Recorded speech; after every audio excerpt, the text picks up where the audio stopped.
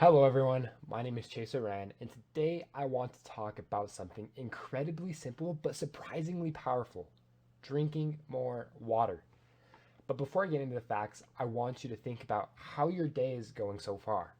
How much water have you actually had? And for most of us, that answer is going to be not enough. We get up, rush to class, grab a coffee or energy drink, and maybe, just maybe, take a sip from a fountain. But most college students are walking around mildly dehydrated every single day, and we don't even realize it. The dehydration quality affects how we feel, how we think, how we perform. So today, I'm going to show you why water matters more than you think, how dehydration affects your body, your brain, and simple ways that we can start fixing it today. Hydration matters because your body is made mostly of water, about 60%.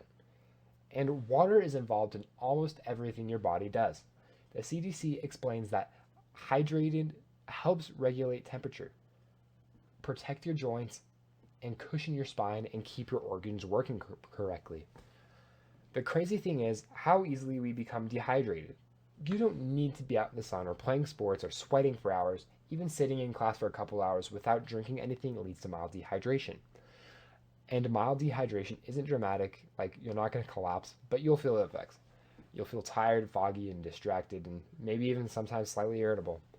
Most people blame those feelings on stress or lack of sleep, but a lot of the time it's just dehydration. Let's talk about what happens physically when you're hydrated.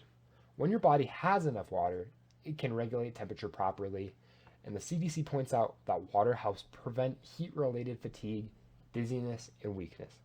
Whenever you felt that sudden wave of tiredness in the afternoon, that heavy feeling behind your eyes, or that low energy crash, sometimes isn't your body being lazy. It's your body telling you it needs water. The Mayo Clinic also explains that dehydration affects heart rate, blood pressure, and physical performance.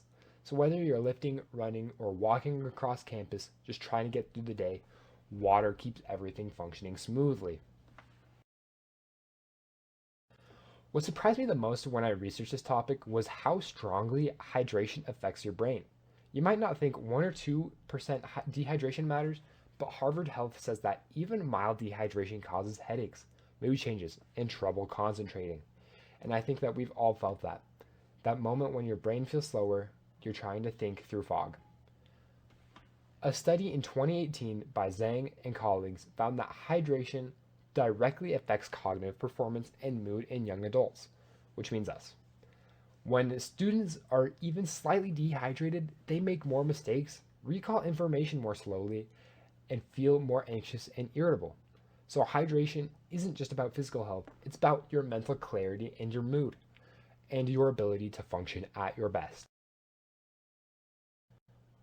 Now, you might hear people say things like, I drink coffee or I drink energy drinks, so I'm fine.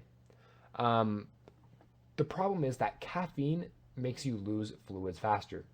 Harvard Health points out that caffeinated drinks can actually increase dehydration.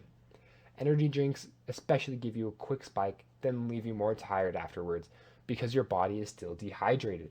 So, even though these drinks taste better or feel like they give you more energy, the most reliable way to stay hydrated and stay focused is water.